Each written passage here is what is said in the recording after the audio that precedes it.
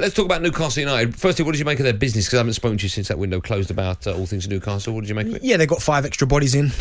You're not impressed, are you? Not really. Why? Tell me why. I get it. Dan Burn, good centre half, played with Dan at Fulham, good player. Kieran Trippier, really good, probably the best signing out of the lot. Yeah. Chris Wood, 25 million, not been in great form this season, only 3 goals. Not convinced? Not convinced by that at all. Matt Targett again, okay, fair enough. You sign him because obviously left back issues is a little bit weak. So not convinced? Not convinced about that. And even Bruno Guimaraes, I think that's how you say his name. He's the one. He's a good player. He's a really good player. But again, he comes over from obviously I think the French league. And we've seen players come over and struggle in the Premier League. The Premier League's a different animal. It's a different kettle of fish. So on paper, it looks like a really good signing. I think he can play and I think he'll be fine. Mm-hmm.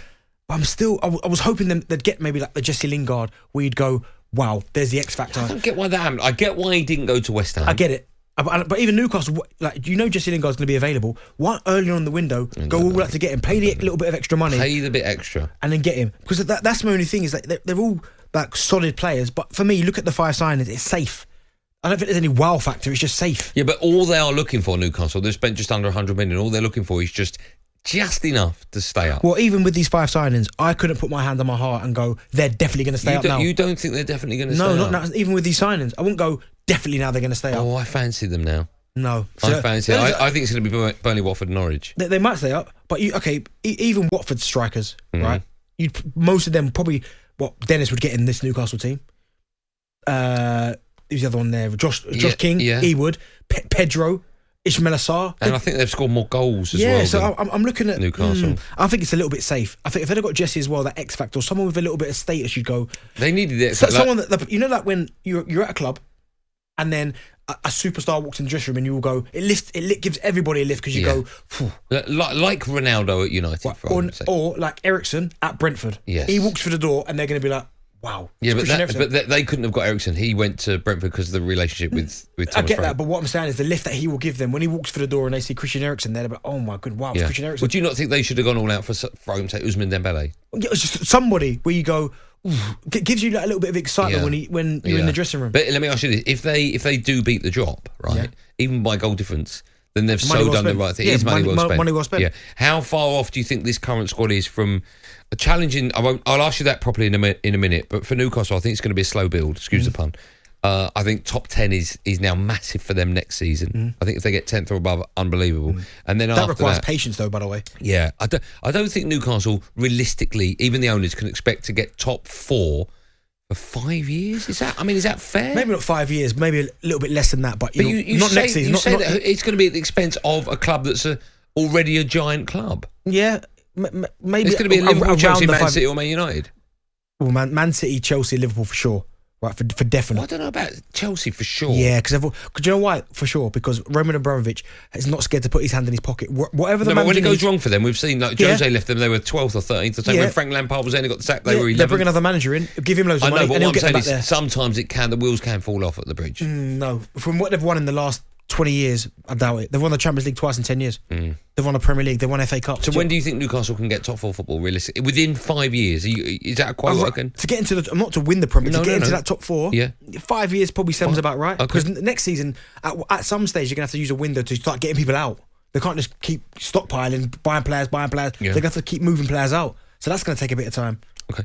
We'll take calls on all the above. 0371 722 3344. James is a Newcastle fan. Hello, Jimmy. Hi, how you doing? I'm good, James. How are you? Yeah, very well. It's weird ringing up TalkSport being positive about Newcastle because the only time I ever rang up was when I've been slagging them off. You can slag them off, James, if you want. I don't mind. No, to be honest, I mean, Darren used the word safe there. I'll say sensible. I'm pleased we didn't go out and buy like the Robinho player that Man City signed, who, you know, is a complete mercenary. Yeah, some of the players might have come to Newcastle for money this time round. I accept that and probably will do. But Robinho is a complete mercenary. I think we've been really sensible with our signings. 4 out of those 5 have got Premier League experience, who will come straight in. And it's 5 first-team players who will be in our starting 11. But James... Maybe Chris Wood... Sorry, maybe Chris Wood when Callum Wilson's fit wouldn't get in. But I think short-term, and it's only short-term, I think there's enough there for us to stay in the Premier League. Do you know what, James? If we stay in James, the Premier League with this squad, it'll be fine. my only thing about that, James, you said about Robinho, and I get that he was a mercenary when he went to Manchester City, but look where it propelled Manchester City to, because they brought him in, and that started attracting other top players, and now you look at Manchester City now. So maybe that one sign of Robinho, I know eventually they probably would have got to where they are now, but that one sign of Robinho kind of lifted the level of the club. Shows intent. No, I understand what you're saying, but it's only been one transfer window. It's only been the January transfer window. Yeah, but you would have still wanted that superstar to come. If Ousmane Dembele turned up, you wouldn't be phoning up going, I can't believe we've spent that money. I would love to be greedy, absolutely. But at the same time, I'm quite pleased in a way that we haven't been taken advantage so much now that we're the richest club or whatever in the world. That, Manchester United apparently were raising the bar so much for Lingard, 15 million loan deal or whatever. And I'm pleased we kind of just said, do you know what? No, we're not going to be taken advantage of. Same with Diego. Why are you pleased that you didn't get Jesse Lingard? Then it just sets a precedent for thinking, you paid that much for this player, right? No, hang on, sorry, go back to that. I wanted Lingard, don't get me wrong, but I think that wasn't down to us. I think that was Manchester United. Yeah, but if Man United would have said it's going to cost you £20 million, which would have been obscene, bearing in mind how long he's got left on his deal, you still should have paid it because he's still a great player and he would have improved your first 11. Yeah, possibly. I can see what you're saying, but what I'm saying, and it's good that we kind of set a precedent that we're not going to be taken advantage of. Yeah, but that probably happens to Chelsea and Manchester City all the time, and it's not done badly for them. Yeah, and you will be taken advantage of because everyone knows you've got so much money. That is true. I can understand what you're saying, but I was pleased that we kind of stood our ground to a certain degree, and we didn't just we'll just pay an extra 20 million. Okay, all right. James, thanks for that. I want to speak to a West Ham fan who wants to talk Newcastle. Hello, Alex. How you doing, Andy? How you doing, Darren? You all right? Mate, you're right. We're good. Very well. How are you? Yeah, all right. Yeah, okay, thank you. Off you go. First of all, I think Newcastle have done good, realistic business for January, right? Yeah. Like, I know you're talking about your Dembélés and all. Remember, you think your Martials, your Aubameyangs, and then everyone says, "Oh, what? Are they the right player for a relegation scrap?" Oh, this, that, and the other. It's January. I think they've bought enough. Even if it's them down to being any good or just the other teams being a load of rubbish, ain't going to survive now, right? It's a slowly building process. I think next season, aim for top 10, have a big enough squad to be able to compete in the cup. It's luck of the draw anyway. We all know that. We all want to compete in the cup, but you never know. But if you get through the first 3 rounds and then get Lincoln away, and also in the quarters or semis, go for it. You've got a big enough squad. You've got some good players there, and also it's going to be difficult. So aim for top 10. You're going to have your hands pulled down by every club for the first couple of years.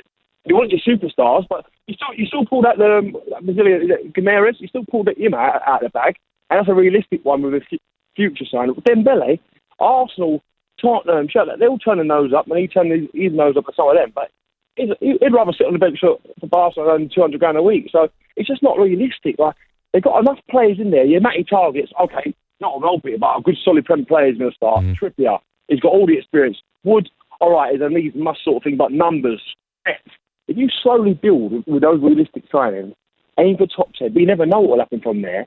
If you get top 10, say, and a decent cup run, then the next season you push them again, it becomes more of a realistic project.